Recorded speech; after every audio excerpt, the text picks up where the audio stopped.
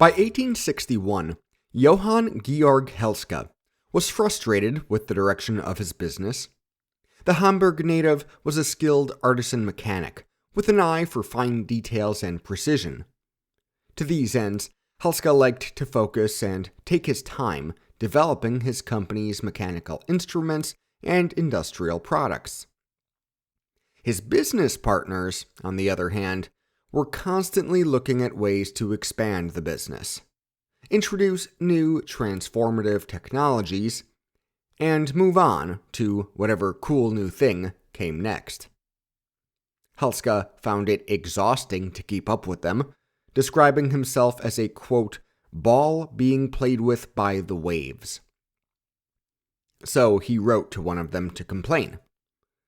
Quote, "We both aspire to a single goal, as our achievements show and the world says, but the tree that has borne this fruit and that grew out of our trust for one another will not flourish if the ground under its trunk is constantly dug up." End quote. At last, at the end of 1867, Helska left the company he helped build, leaving it in the hands of his longtime partners, the Siemens brothers. Werner, William, and Carl Siemens were the sons of a farming family near Hanover. Facing economic ruin in the aftermath of the Napoleonic Wars, their parents could not afford any advanced education for them. So Werner joined the Prussian army, allowing him to study engineering for free at the Prussian Military Academy. While in military service, he tried his hand at several inventions and joined the Physical Society of Berlin, where young men of science would meet to discuss new discoveries and technologies. And it was here he first met Johann Georg Helska. On New Year's Eve, 1846, Werner Siemens suggested to Helska they go into business together. Siemens wanted to get in on the brand new telegraph business by improving the Cook and Wheatstone system and producing lines across Prussia. Within 6 months, they raised the capital they needed, set up a workshop in Berlin, and got to work. Siemens used his military connections to get himself on the Prussian Telegraph Commission and, a few months later, won a major public contract from the commission on behalf of his firm. It was for building the first long-distance telegraph line in Germany, connecting Berlin to Frankfurt. By that point, Werner's younger brother, Wilhelm, had moved to England, where he started going by the English William, and was brought into the Siemens and Helska business as its London agent. Their younger brother Carl would in time become the firm's agent in St. Petersburg. Throughout the 1850s and 60s, they continued innovating and building new telegraph lines across Europe, even one linking London all the way to Calcutta. They also started insulating their telegraph lines with rubber, allowing the wire to be laid underground or underwater. With the telegraph, Siemens and Helska used the power of electricity to become one of the first successful multinational industrial firms. But the thing they were involved in that reshaped the world more than anything else, and perhaps the thing that finally pushed Helska to his limit, was generating electricity itself. In 1867, the same year Helska stepped down, the company produced its first dynamo, an electrical generator that uses a rotating coil of wires to manipulate an electromagnetic field and create a current, delivering power directly to machines without the need for a battery. In 1881, they went even further, introducing a water-driven alternator, essentially a small hydroelectric plant, to produce the alternating current needed for Britain's first electric lighting scheme. Also in Britain, William Siemens would introduce the regenerative furnace, also known as a open hearth furnace, a multi-chamber oven that could improve combustion both in terms of fuel efficiency and for achieving much higher and much more consistent temperatures. It was among a number of inventions in the mid-1800s that made modern steelmaking possible. The success of the Siemens Company reflected a broader shift in the work of industrialists across the world. More and more time, energy, and money was being poured into the research and development of new technologies. It could be grueling and costly. Expectations were often high, and expectations often fell short. But the payoffs could be huge. The Siemens brothers became rich. All three received honors in their respective countries. Werner and Karl were ennobled, William was knighted, and their family used the profits for additional ventures, including the founding and internationalization of Deutsche Bank. This capitalist empire was made possible thanks to restless entrepreneurship and a hardworking, skilled labor force. But it was also made possible thanks to the ever-accelerating march of science.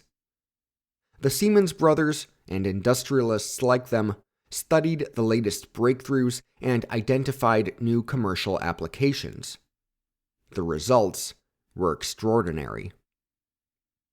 All the changes the world had seen over the past 100 or so years were certainly unprecedented, but they were quaint compared to what was coming. In the mid-19th century, scientists would upend everything human beings understood about themselves and the world around them, and they would drive that world forward into a second industrial revolution.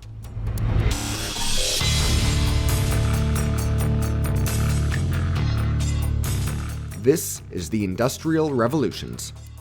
Chapter 55, Bold Leaps of Discovery.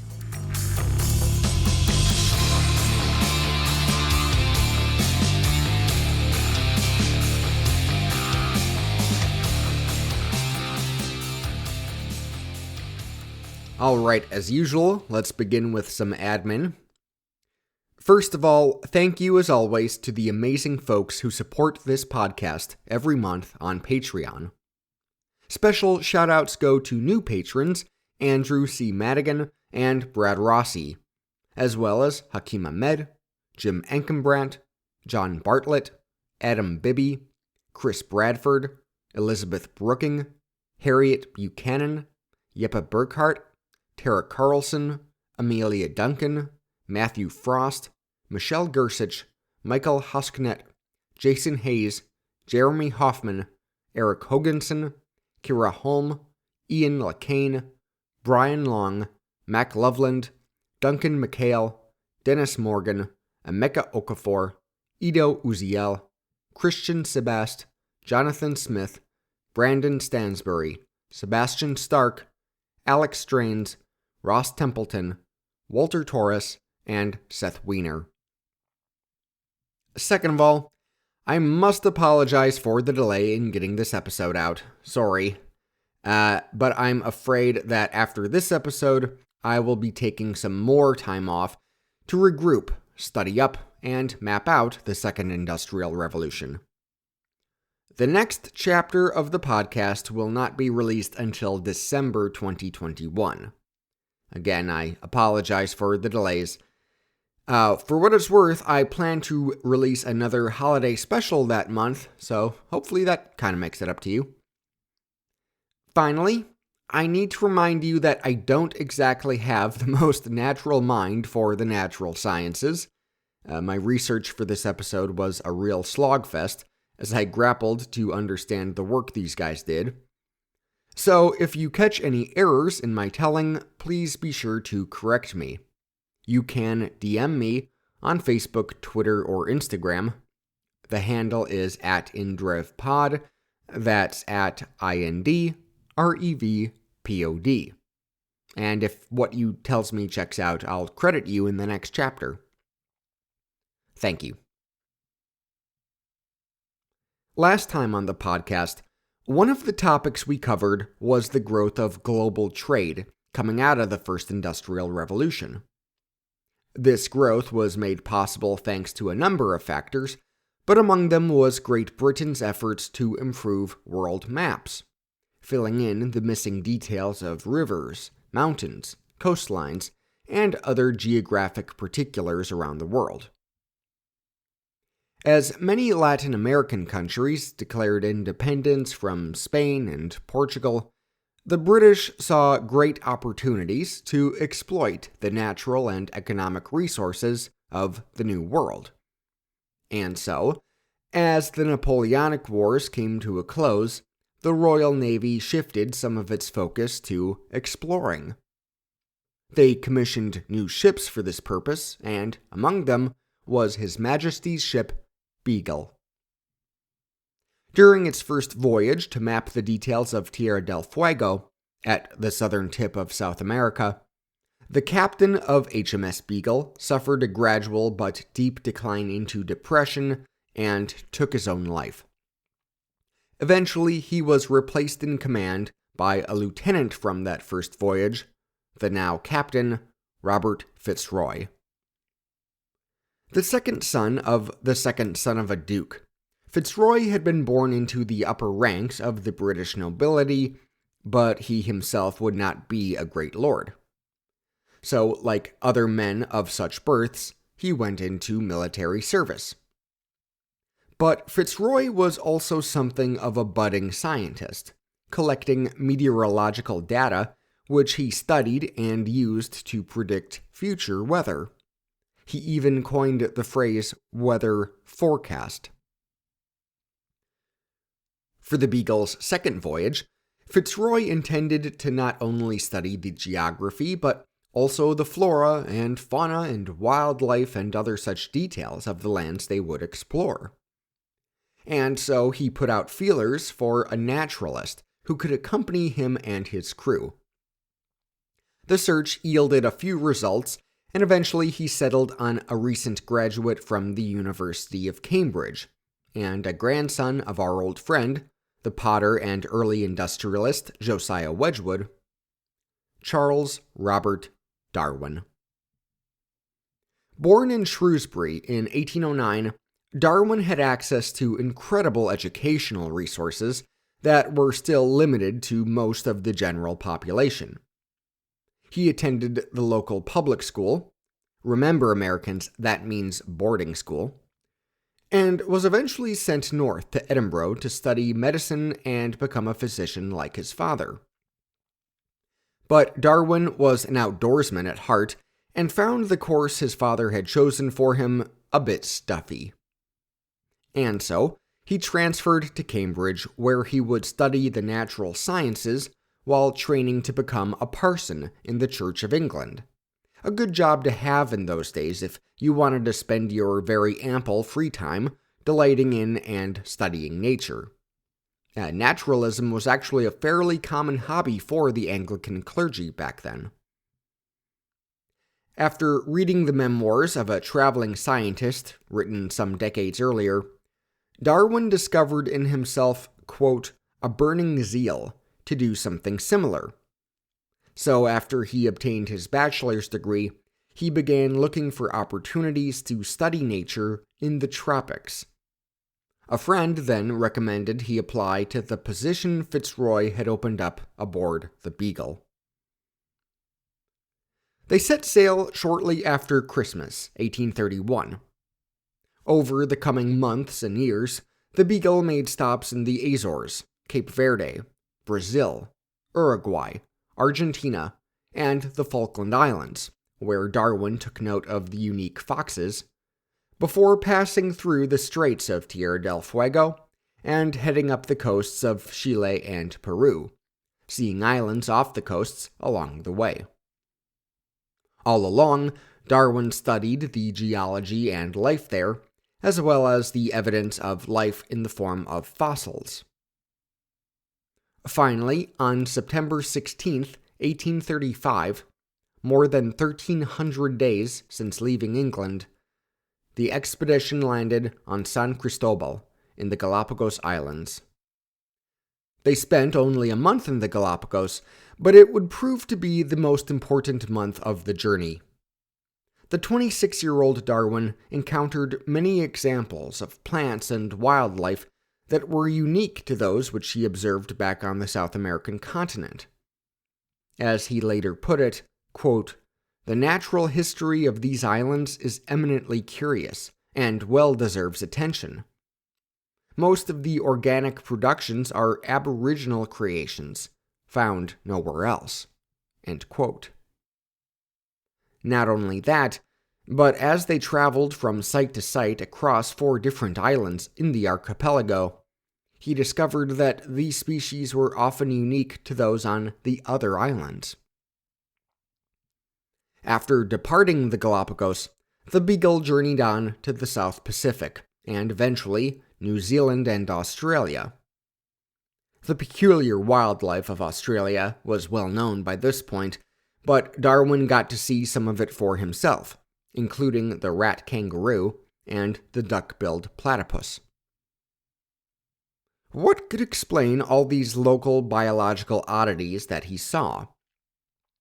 Darwin struggled to make sense of it, but as the Beagle sailed back to England, he began to suspect that many of the species he encountered must be, quote, only varieties of each other, quote, slightly differing in structure and filling the same place in nature. He went on to note that, quote, such facts would undermine the stability of species. By the time he returned home, Darwin was already semi-famous as a scientist adventurer. But soon, he began formulating the theory that would make him famous for the rest of time, speculating in his notes that perhaps, quote, one species does change into another. Then he began colliding with some of the other topics we've discussed here over the past few years. There was the growing field of scientific farming, which included advancements in animal husbandry, as farmers would produce bigger, better livestock through selective breeding.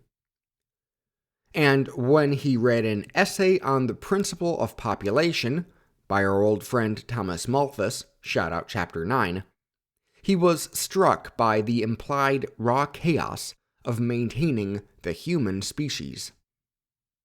As he put it in his autobiography decades later, quote, how selection could be applied to organisms living in a state of nature remained for some time a mystery to me. Then I happened to read for amusement Malthus on population, and being well prepared to appreciate the struggle for existence, which everywhere goes on from long-continued observation of the habits of animals and plants, it at once struck me that under these circumstances, favorable variations would tend to be preserved, and unfavorable ones to be destroyed. The result of this would be the formation of new species. Here, then, I had at last got a theory by which to work. End quote.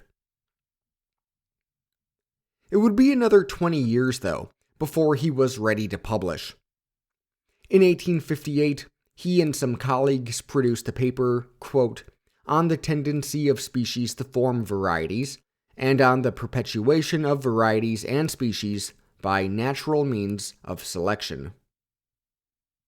This was followed up the next year by Darwin's magnum opus, On the Origin of the Species by Means of Natural Selection, or the Preservation of Favored Races in the Struggle for Life.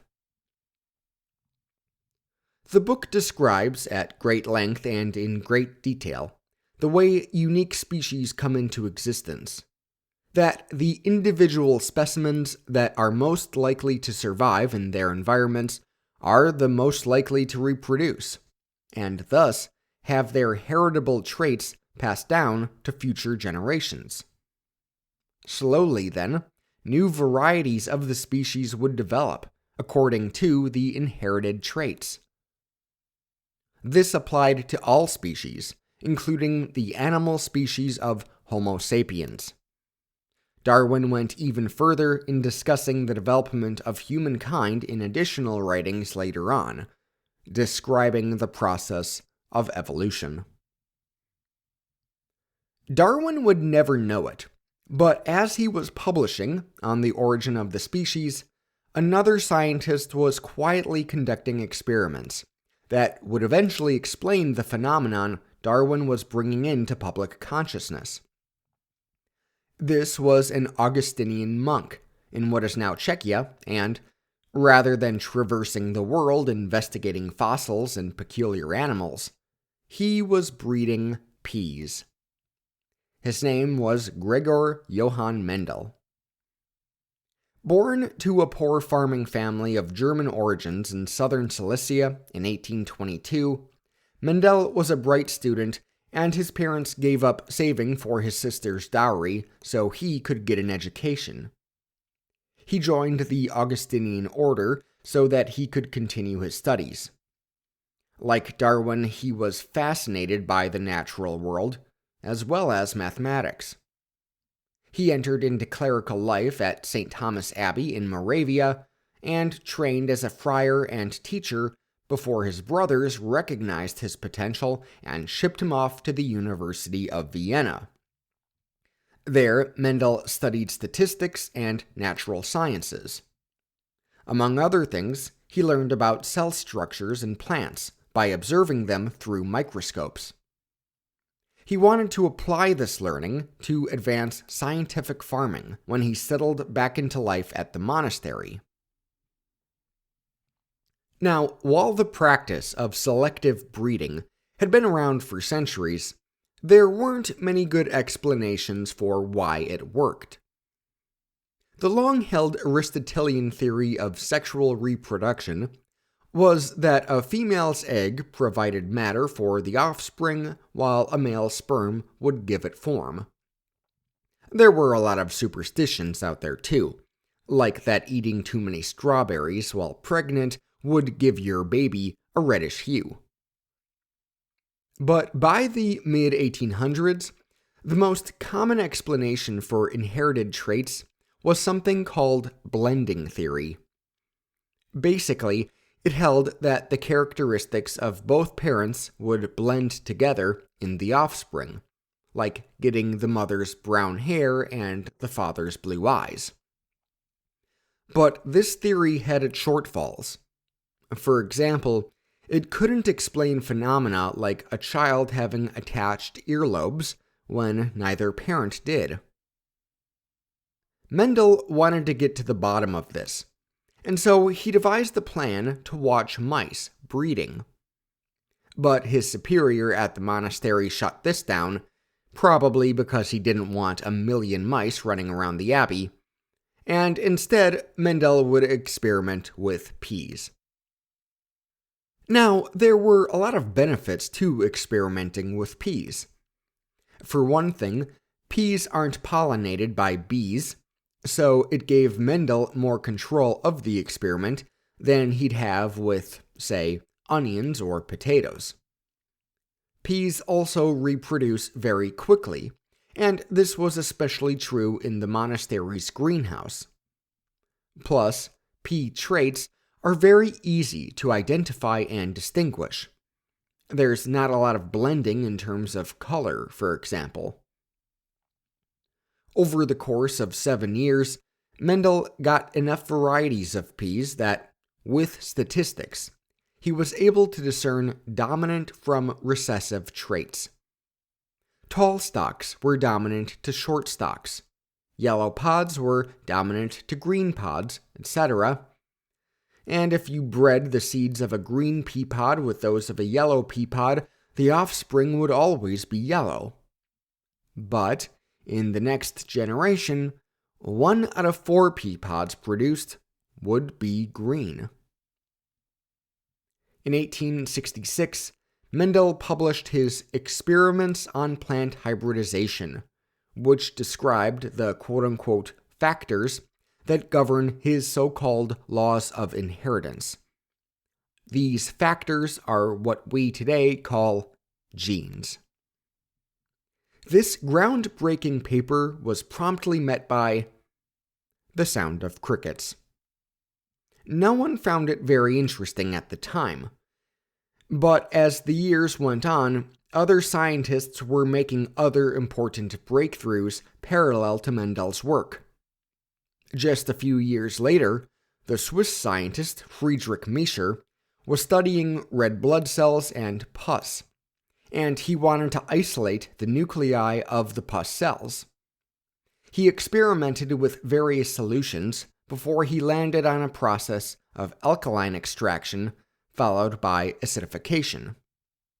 As a result, he was able to, for the first time we know of, isolate molecules of deoxyribonucleic acid, DNA. And in the 1880s, a number of scientists began to identify the molecular structures we now know as chromosomes. And a couple of them, Theodore Boveri and Walter Sutton, figured out that they were the key to Mendel's study of heredity. Most of these breakthroughs received little attention, but by the early 20th century, a few biologists began to put the pieces of the puzzle together. Chromosomes were made up of nucleic acids, including DNA, and DNA was, in turn, made up of the genes discovered by Mendel. And this study of genetics explained the phenomenon of evolution theorized by Charles Darwin. By the end of the Second Industrial Revolution, then, genetics and evolutionary biology had totally upended the way human beings viewed themselves on both the individual and societal levels. The most obvious way was in how they flew directly in the face of virtually every culture's mythological origin story. Along with new theories of geologic time, it was becoming pretty clear that the world wasn't created in a week, nor were humans simply plopped onto the earth. Holy Scripture could no longer be taken literally. Perhaps even all religion was at risk. They also provided a new ideological foundation and scientific language to justify discriminatory outlooks and behaviors. For example, there had long been those who viewed white people as superior to non-white people, of course, and over the course of the 19th century, they had attempted to justify their racism with various forms of pseudoscience. Now they could point to the process of human evolution and argue that such genetic traits as intelligence were more concentrated among white people than non-white people, because white people had gone through a better process of evolution. People with disabilities were especially at risk thanks to this new line of thinking, as the popularity of eugenics gathered steam toward the turn of the 20th century. The principle of evolution also helped inform the capitalist ethos that was now permeating through all facets of life. As early as 1864, the sociologist Herbert Spencer compared Darwin's theory of natural selection to his own theory of population, describing it as the, quote, survival of the fittest, a phrase that would in time describe why the deserving succeed while the undeserving fail. It became known as social Darwinism, and it seemed to legitimize the cutthroat realities of laissez-faire free markets and societies. In fact, when it came to applying the principles of the natural sciences to human relations, Darwinism wasn't alone.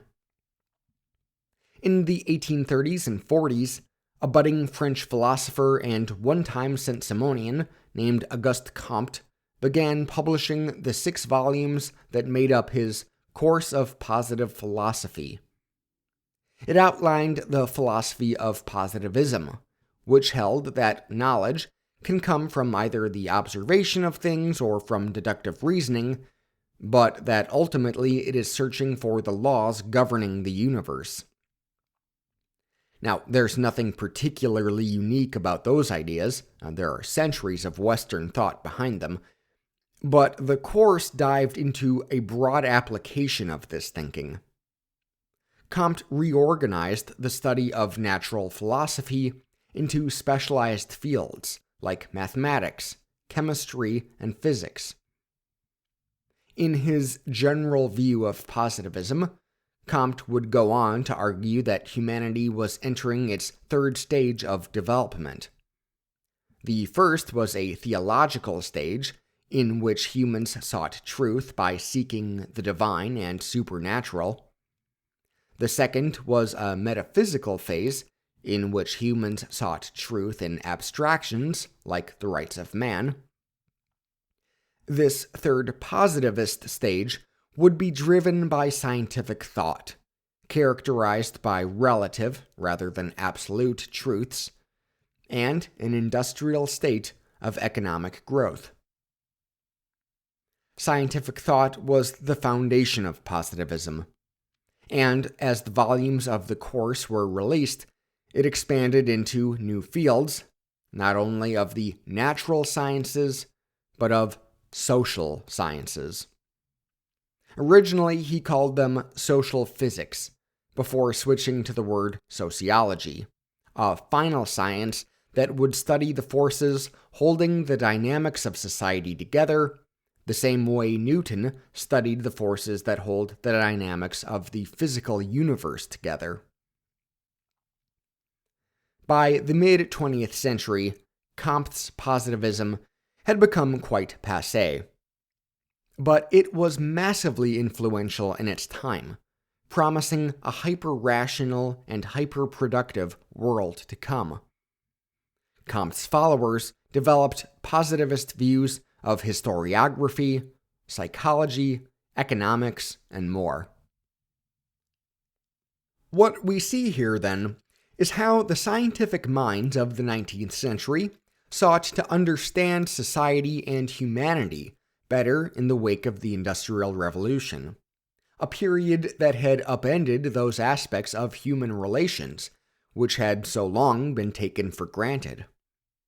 Whether it was the new class dynamics of the bourgeois and the proletarian, or the explosive population growth, or an individual's relationship with their god or gods, or the ways governments could adapt rapid travel and communication to their needs, and of course the different ways that different people responded to all these changes. There was a lot worth studying. Yet, while some scientists were now engaged with the effects of industrialization, there were still others engaged with furthering its causes. One of the most critical ways this was done was in the advancement of thermodynamics throughout the 19th century. Now, we'll be talking more about the impact of thermodynamics when we get into the Second Industrial Revolution, but for now, I want to give you a brief overview of the advancements made since the likes of Joseph Black and Antoine de Lavoisier, who we discussed in early episodes way back when. In 1824, a French military engineer named Nicolas Léonard Sadi Carnot published a book that would earn him the honorific Father of Thermodynamics. He came from a politically active family. His father was both an accomplished mathematician and a revolutionary who had sat on the infamous Committee of Public Safety. His brother was a leftist politician involved in the Revolution of 1848, and his nephew would serve as president of France during the Third Republic. A graduate of the École Polytechnique, Carnot was some years into his military career when he became concerned about France's inferiority to Britain in terms of steam technology. He wanted his country to catch up, and so he threw himself into studying steam engines. He wanted to understand two questions in particular. 1. Is there an upper limit to the power of heat? 2. Is there a better fuel than steam for producing mechanical power? In his Reflections on the Motive Power of Fire, the only book he'd ever write, Carnot described a theoretical heat engine that could run at perfect fuel efficiency. He came amazingly close to discovering the second law of thermodynamics a quarter century early, and his little thought experiment would directly influence the later invention of the diesel engine. The book also went on to influence two scientists in the 1850s and 60s who expanded on its ideas and formulated the new laws of thermodynamics: the Prussian physicist Rudolf Clausius and the Scots-Irish mathematician William Thomson, better known by his later Nobel title, Lord Kelvin. Between them, they were able to explain how heat was a form of energy, unchangeable within a closed system. But, as Clausius was able to demonstrate in his theory of entropy, when two bodies of two closed systems interact, they will eventually reach a thermodynamic equilibrium. These concepts describe the first and second laws of thermodynamics. Kelvin would also go on to pursue a theory of absolute temperature, feeding into the third law of thermodynamics, including the critical concept of absolute zero. And as you might remember from high school chemistry, the scale for absolute temperature is now measured in degrees Kelvin. These theoretical advancements will contribute to some practical applications later down the road. And when it comes to theoretical advancements with major practical applications, there's another branch of physics we need to devote serious time to today.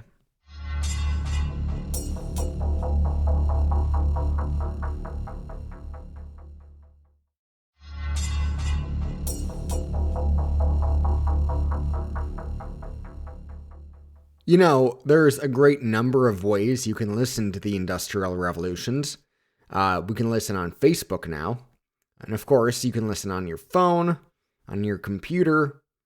Heck, you can even play it on your TV if you have a Spotify app for Roku or whatever.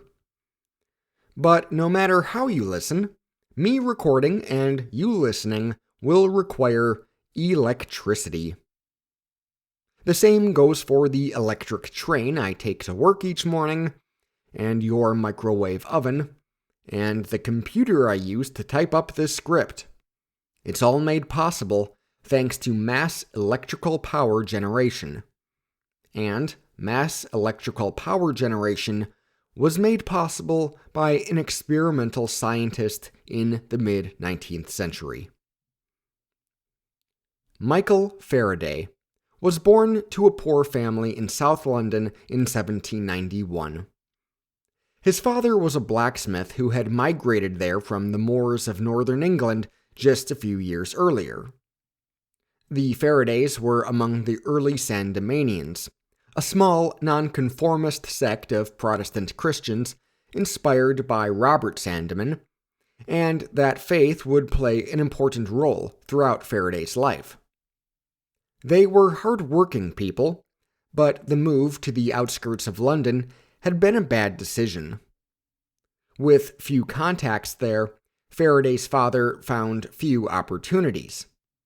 On top of this, he was in poor health. They soon fell into debt, and the family probably survived thanks to the charity of their fellow Sandemanians.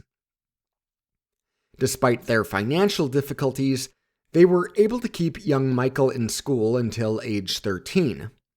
At that point, he went to work as an errand boy at a local book and newspaper shop. His boss was a progressive French émigré named Georges Ribaud, who took a liking to Faraday and took him on as a bookbinding apprentice. It was a traditional 7-year apprenticeship at a time when those were largely going the way of the dodo. Interestingly, Rebow had taken on several apprentices over the years, and he encouraged them to follow their interests while under his tutelage. The result was that none of them actually went on to become career bookbinders. This would be the case with Faraday too. What Faraday enjoyed more than binding the books was reading them, especially those on topics of science. Among these books was Conversations on Chemistry, intended more especially for the female sex, by Jane Marcet, in which a teacher named Mrs. Bryan explains new discoveries in chemistry to her students, Emily and Caroline. Not only did these books pique Faraday's interest in the natural world, they also showed him how insufficient his formal education had really been. But when he came across a self-help book called On the Improvement of the Mind by one Isaac Watts, he dedicated himself to intellectual self-improvement. Now, among Watts's recommendations was to seek knowledge from, quote, the discourse of a wise, learned, and qualified teacher. Faraday would do this by attending public lectures on science. Among the lecturers was one John Tatum, the founder of the City Philosophical Society, which was sort of like a working man's version of the Royal Society. Tatum was a silversmith who used the lectures to demonstrate electrical experiments. With the voltaic pile, invented just 12 years earlier, this was a very exciting time in the study of electricity, as such batteries became all the rage for a slew of experiments conducted across Europe. Faraday loved it. He joined the City Philosophical Society and took vigorous notes of its lectures, hundreds upon hundreds of pages, in fact, which he bound in neat books for his friends. Another lecturer he got the chance to see was our old friend, Sir Humphrey Davy. By this point in his career, Davy was one of Europe's most prominent scientists, in part for his flashy lectures at the new Royal Institution, and in part for his groundbreaking research on gases, chemicals, and electricity. Faraday had been following this work for some time, but was unable to afford the tickets to see Davy's lectures. Finally, a friend got him a ticket to attend 4 Davy lectures. Faraday would arrive early, take thorough notes, and later repeat the experiments himself as best he could. With the apprenticeship behind him, Faraday briefly got a bookbinding job, in which he so impressed his employer, another French émigré, that the new boss offered to leave the business to Faraday when he died or retired. Now, seeing an entire life of bookbinding ahead of him, Faraday decided he needed a change in career paths. Then he got a job offer from none other than Humphrey Davy. As I explained back in Chapter 16, Davy had been experimenting with dangerous chemicals, which blew up and left him temporarily blind. To continue, he would need a new member of his staff of lab assistants to help keep notes. By chance, a friend of his knew just the man for the job, Michael Faraday. It was only meant to be a temporary job, and so it was, although before it was over, the experiments caused yet another explosion, injuring Davy again and Faraday too. Shortly after Faraday left his employ, though, Davy had to fire an assistant at the Royal Institution for fighting. To fill this position, he reached back out to Faraday. Now, to be sure, this was the lowliest position at the Royal Institution. Known as a bottle washer, it was basically janitorial work. But for Faraday, It was a solid foot in the door, and before long, Davy started giving Faraday more responsibility, and they began working on experiments together. Davy also asked Faraday to join him and his wife on a trip to the continent as Davy's valet.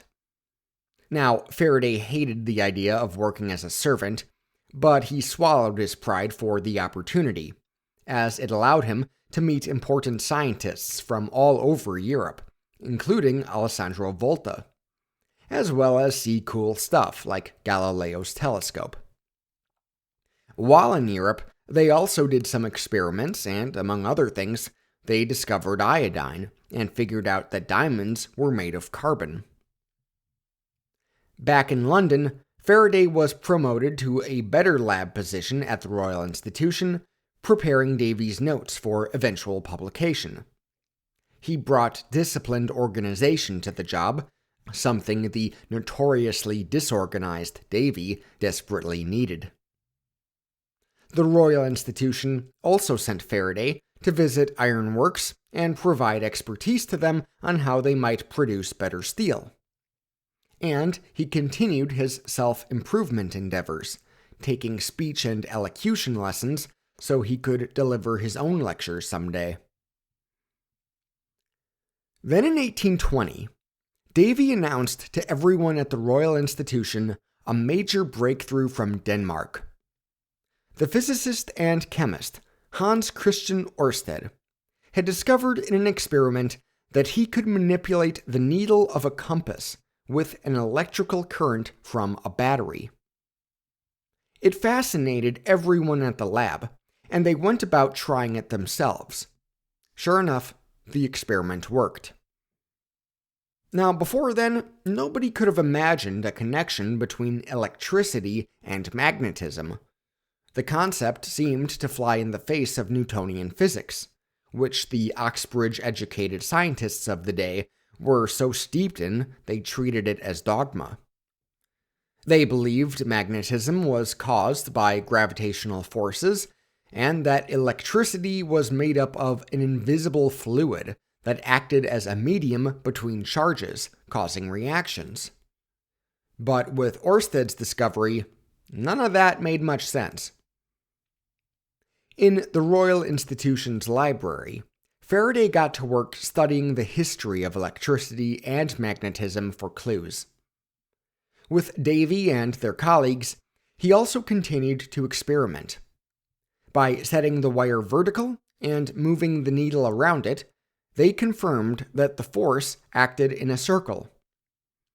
Meanwhile, a French scientist named André-Marie Ampère investigated the question himself and produced perhaps the first ever theory of electromagnetism. It was a Newtonian theory, and it soon gained near universal acceptance.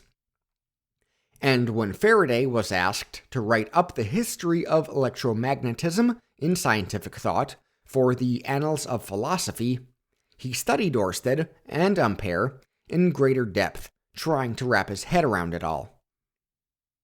You see, as brilliant as Faraday was, he had virtually no education in mathematics. Even in the 1800s, this was very unusual for a professional scientist. It meant he had to rely more on experimentation and his own intuition. And as a result, he brought the fresh perspective that was really needed for this issue. Ampère and Faraday began a friendly correspondence that would last years. But despite Ampère's solid mathematical reasoning, Faraday didn't buy his theory. Instead, he imagined a circular force, induced by the wire in the space around it, and that circular force is what was moving the needle. And to explain, he pointed to an experiment he conducted, in which he sent a current through a hanging wire toward a magnet in a glass vessel filled with mercury. The forces of the magnet and wire reacted to one another, causing the wire to rotate clockwise. And this was, by the way, the first ever electric motor. But the research created a permanent falling out between Faraday and Davy. Davy had been prodding one of their colleagues, William Hyde Wollaston, to try something similar, and now Davy complained that Faraday had not given him or Wollaston sufficient credit in the work. He even went so far as to accuse Faraday of plagiarism, although Wollaston denied it. But the results of Faraday's work set off a chain reaction of electromagnetism experiments across Europe, driven in part by the Royal Institution sending scientists the tools they'd need to conduct said experiments. And then these scientists started coming across that article written in the Annals of Philosophy, authored by the mysterious letter M. Increasingly, folks suspected this M was Michael Faraday. When Faraday acknowledged yes it was, Wollaston nominated him for admission to the Royal Society. But guess who was president of the Royal Society at the time? It was Sir Humphrey Davy. In what I have seen described as a full-blown case of narcissism, Davy fought to block his former protege's admission. Much to Faraday's disgust, he would have to campaign for himself. In the end, he was elected by a near-unanimous vote.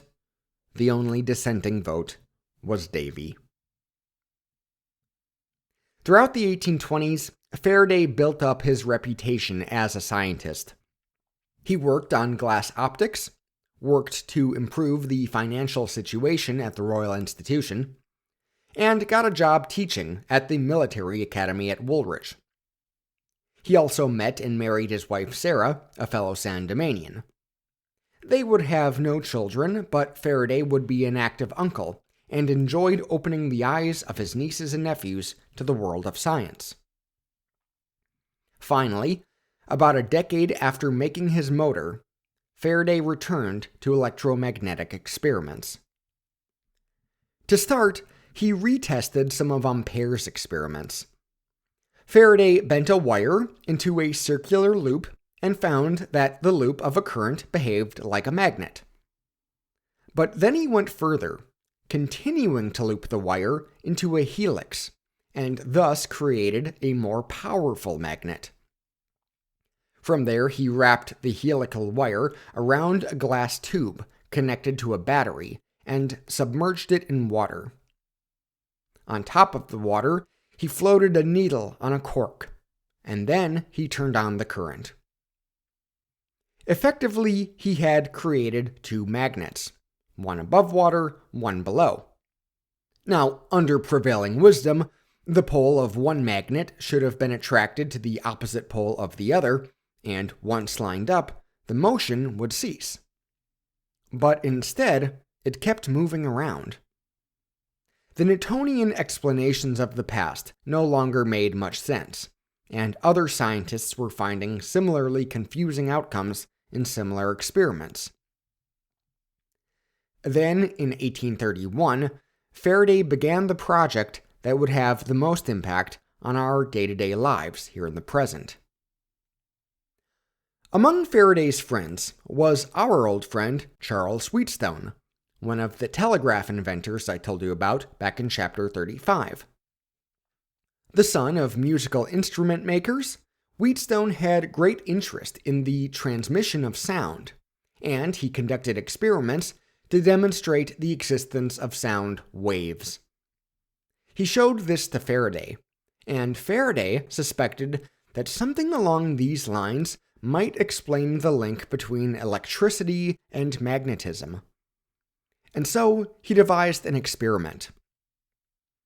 For the experiment, he commissioned the production of a wrought iron ring. He then took a circuit wire, connected it to a battery, and coiled the wire around one side of the ring, turning it many times to increase the magnetic effect of the current. He insulated these coils with string and cotton cloths, which both made the experiment safer and turned out to increase the power of the current further. On the other side of the ring, he coiled another wire which he connected to a galvanometer, a device to measure the electrical force. Sure enough, when he turned on the switch, the power from the battery went through both wires and moved the needle on the galvanometer. With this experiment, Faraday had both discovered the principle of mutual induction, that a change of current in one inductor can create a change of current in another inductor nearby, and invented the electrical transformer, a critical piece of equipment for moving electricity from power plants into our homes and workplaces. And if this wasn't significant enough, Faraday followed this up just a few months later with another invention, one that is used to actually create the electricity in those power plants. The first version was a pretty simple-looking instrument, really. Faraday took a tube of neutral material and wrapped a coil of wire around it, again insulating with cotton, and connected it to a galvanometer. He then took a bar magnet and passed it back and forth through the cavity of that coil. Once again, the galvanometer's needle jumped around. Back in 1820, Hans Christian Ørsted had created magnetism using electricity. Now, in 1831, Michael Faraday had created electricity using magnetism. This device was the first ever dynamo. But it was never going to do as a practical electric generator. After all, the electricity you got to power the device playing this podcast wasn't produced by some guy moving a magnet in and out of a coil of wire somewhere. So, Faraday turned to a recent experiment by French scientist and liberal politician François Arago, in which he made a magnetic needle spin by rotating a copper disc. Faraday tried a variation of this by placing one end of a circuit wire on the disc, which would spin as it touched the wire, and the other end on the axle of the apparatus. He then connected the wire to a galvanometer. When he rotated the disc, it pulled in an unknown magnetic force from the space around him, sending a consistent current through the wire into the galvanometer. To this day, the disc dynamo is the model for generating electricity. It's the same principle used in windmills, for example, and hydroelectric dams. Massive disc dynamos are spun today by the thermodynamic forces of burning coal and natural gas, as well as by nuclear fission. But Faraday would leave the development of this technology to others. In his entire life, he'd only ever patent one invention, and even that he didn't keep for himself. He handed it over to Trinity House, the association of lighthouses in Britain that kept seafarers safe.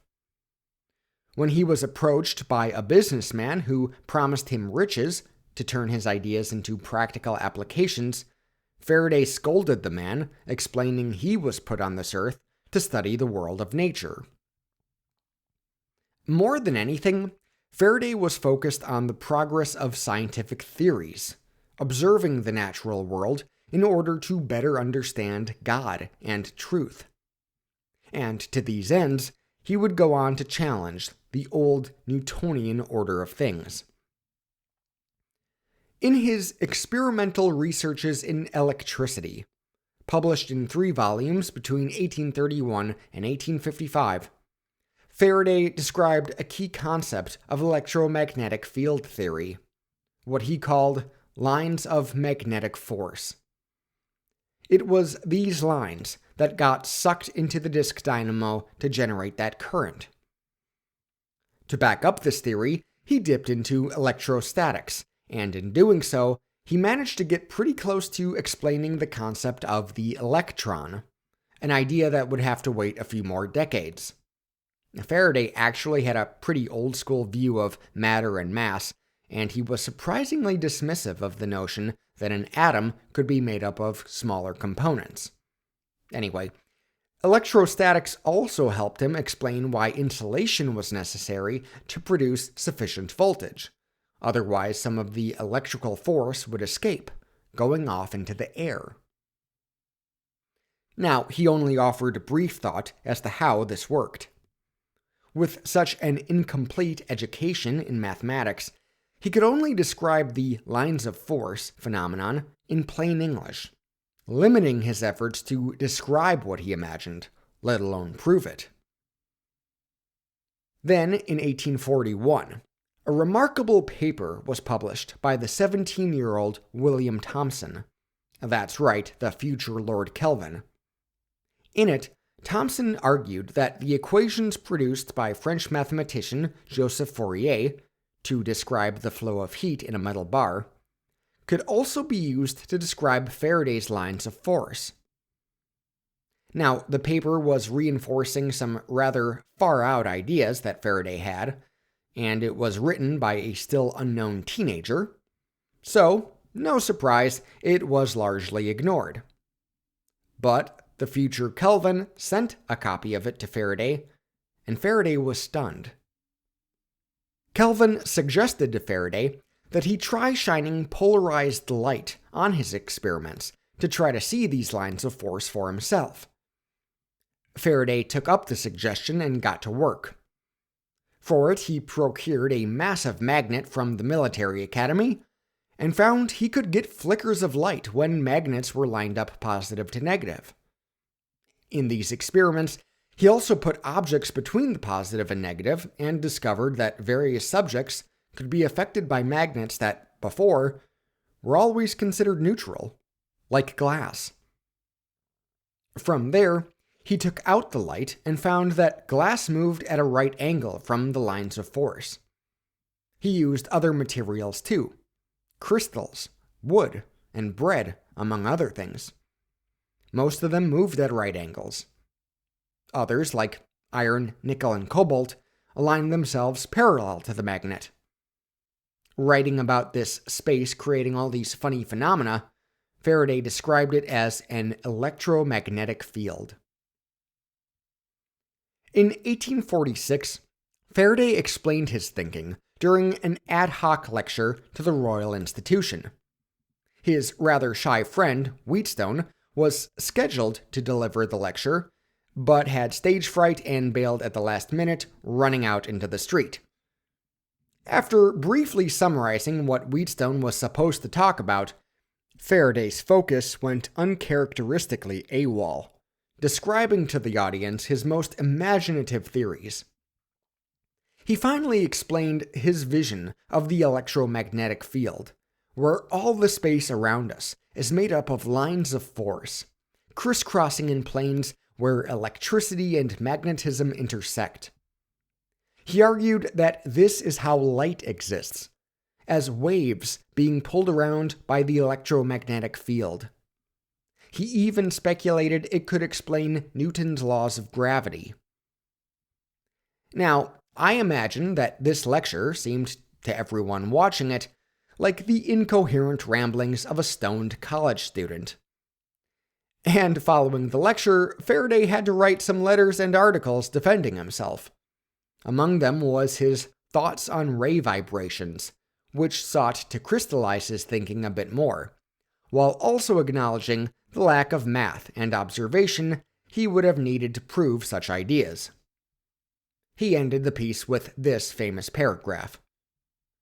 Quote, "I think it likely that I have made many mistakes in the preceding pages, for even to myself, my ideas on this point appear only as the shadow of a speculation, or as one of those impressions on the mind which are allowable for a time as guides to thought and research. He who labors in experimental inquiries knows how numerous these are, and how often their apparent fitness and beauty vanish before the progress and development of real natural truth." End quote. Except Faraday's shadow of a speculation, it turns out, was just about spot on. We know this thanks to a Scottish laird and academic named James Clerk Maxwell, who most likely learned about Faraday's thoughts on electromagnetism from Lord Kelvin, a friend of his.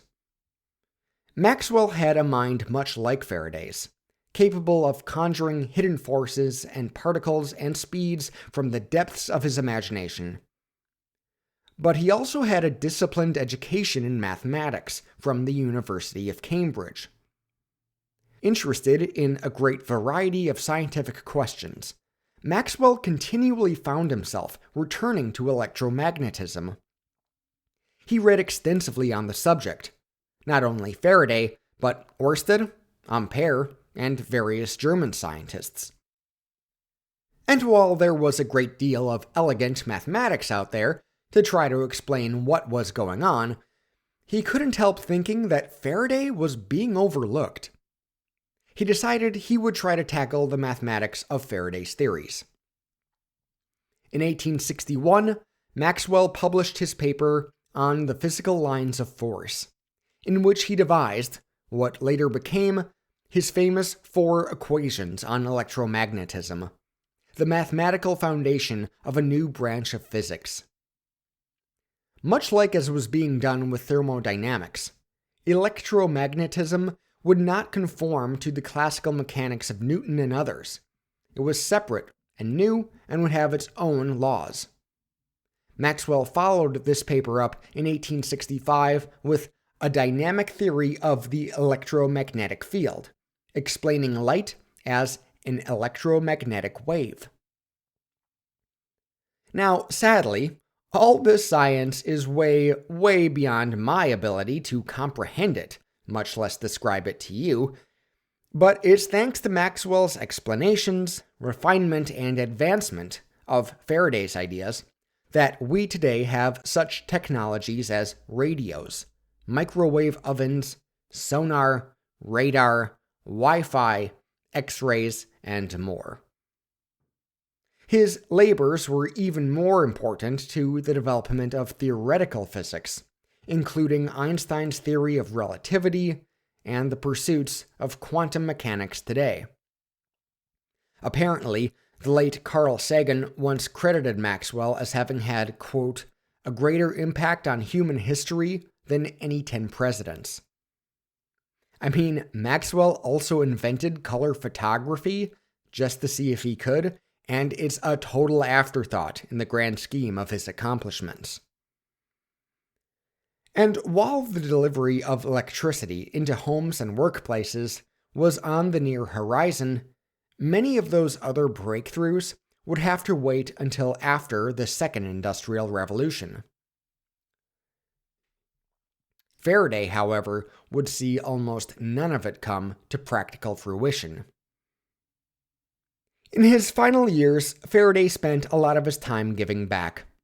He led a campaign to clean the River Thames. Shout out Chapter 50.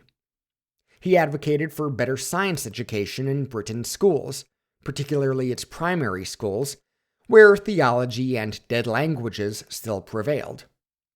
He convinced Trinity House to electrify its lighthouses using steam engines, although after he died this scheme was shut down as it was deemed far too expensive. And he publicly ridiculed the growing trend of seances, which offended both his Christian faith and his scientific sensibilities.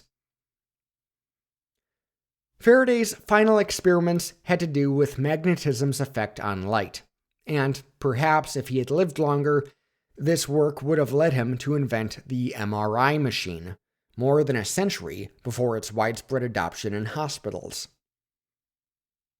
But by the 1850s, he began to forget things more and more, to the point that he was unnecessarily repeating experiments and was barely able to write a coherent letter.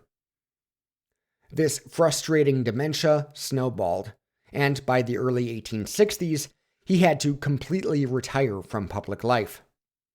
He died at his house at Hampton Court, gifted to him by Prince Albert 2 decades earlier, in 1867 at the age of 75. He died just months after Werner von Siemens had taken his breakthroughs and built a new dynamo. A new electric age was coming. The second industrial revolution is now upon us when we return later this year.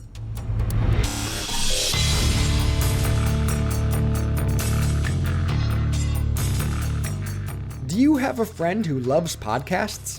Do they love history, tech, business, politics? Then please recommend The Industrial Revolutions to them. They can binge listen now and be done in time for the Gilded Age this December. It's one of the many ways you can help support the show. Thank you.